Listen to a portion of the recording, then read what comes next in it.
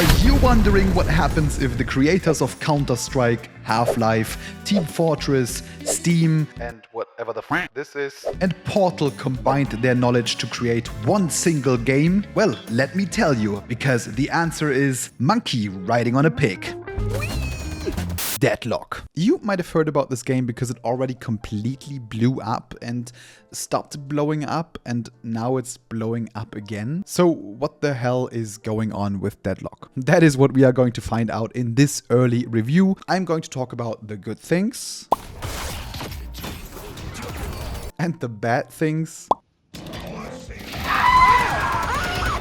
and why everyone fucking hates Bebop. So let's start with answering the question, what exactly is Deadlock? Imagine that Valve threw a bit of everything that they have created so far into a blender and boom, Deadlock. In theory, this game is a combination of a MOBA, like Dota or League of Legends, and a third-person shooter. 6 players per team face off in a MOBA-like match, which is around 30 to even 60 minutes long, farming minions, fighting over objectives, leveling up and becoming stronger, buying items, and ultimately trying to destroy the enemy patron. While this sounds simple on paper, let me tell you, it is not. Because Valve hasn't just copied any concepts, instead they took them to the next level. Let me make an example. While the map of Deadlock has 3 lanes and a jungle, just like League of Legends for example, in between these lanes, this ain't just a simple jungle. This is nothing but a maze. Because you can jump on roofs, you can go into the buildings,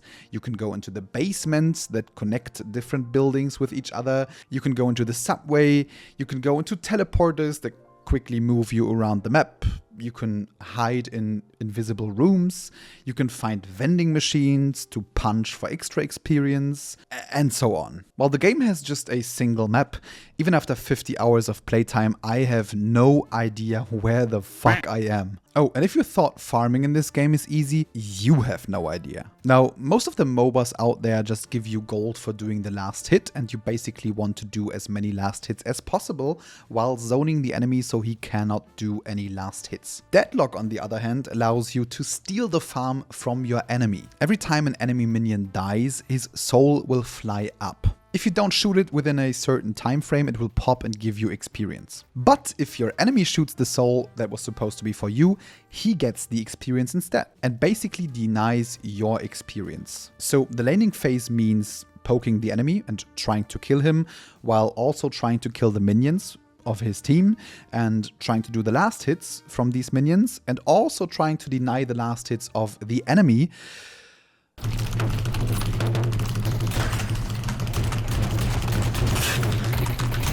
And of course, you should also try to do the jungle camps that are between the lanes, which is your way to earn more experience while the lane is in a bad state, for example. And if you do everything right, you might have a big advantage over people that have no idea, and that results in something like this, for example. I have 24k experience and the enemy has 48k, so double the experience. He knows what he's doing.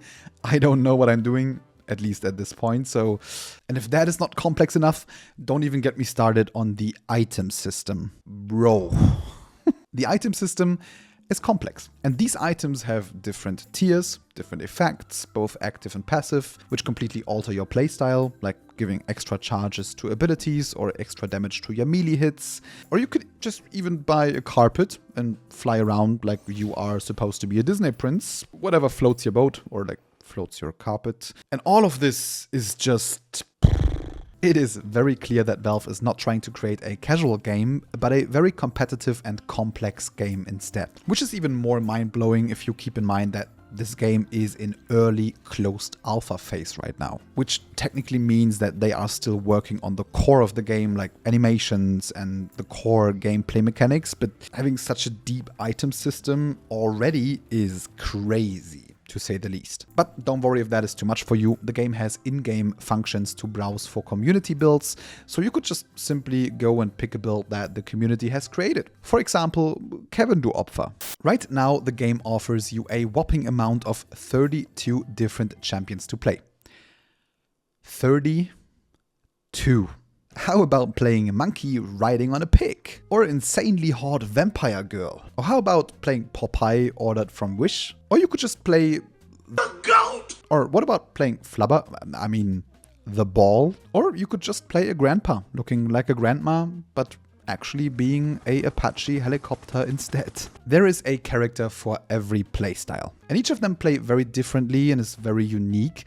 Let me give you an example. The Doorman. I gotta say, this character has one of the most unique movesets I have ever seen. So he's using a basic handgun. His first ability fires a reception bell that you can shoot, which simply explodes and deals AoE damage. His second ability, however, creates two doors which open a portal to each other, allowing for some big brain gameplay. His third ability is for pushing enemies away with a serving trolley, and you can even push them through the door and then manually close the door, or just straight up into a wall for some extra damage. And his fourth ability, well, it sends your enemy to a hotel, and he has to check out before time runs out, or he's going to receive a huge amount of damage. What the fuck? Now, all of this sounds insanely complex, and to be fair, it is insanely complex. And the skill gap between experienced players and new players is...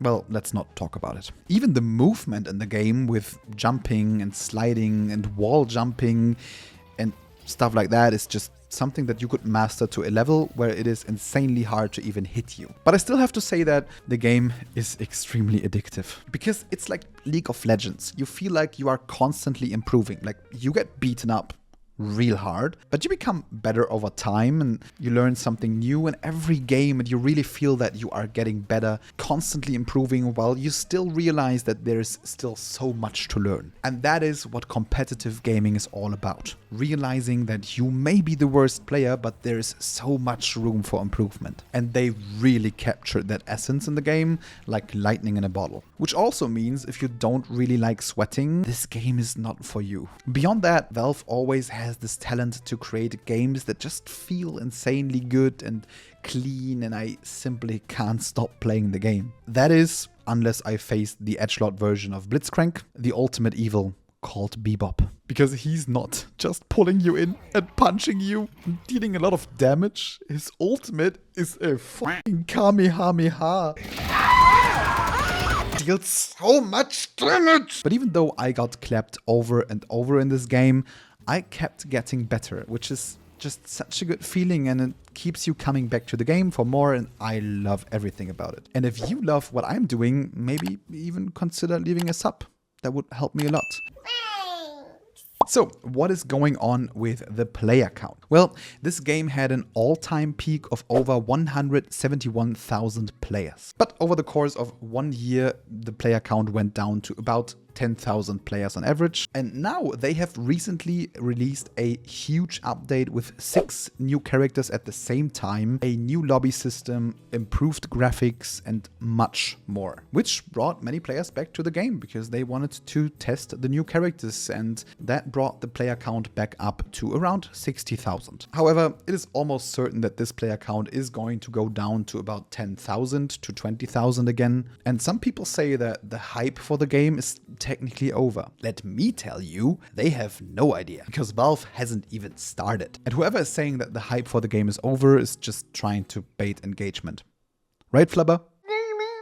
Thank you. Let me tell you exactly why. The game is still in an early closed alpha phase, which means that you have to be invited by another player to be able to access the game. So peaking at 170,000 players and constantly running on 20,000 to 60,000 players, while some MMOs like New World have around 10,000 players, is actually crazy. Beyond that, being an early alpha means that the game is far from finished. Usually a game goes from development into alpha testing, into closed beta testing, into open beta testing, into early access, into release. And after that is constantly receiving updates and DLCs and stuff like that. And Deadlock is here. Just as a small reminder, this is how League of Legends looked in its closed beta. So yeah, that ultimately means multiple things. First, the game is constantly changing while they are inventing new systems and making huge changes to the game, and some people rather prefer a steady experience. And second, the game might reset on release, so you will lose all the MMR in your profile. So the consequence is that most people, including myself, usually just check out an alpha for a few hours before leaving the game for good and waiting for the full release. These people don't leave the game because they don't like it.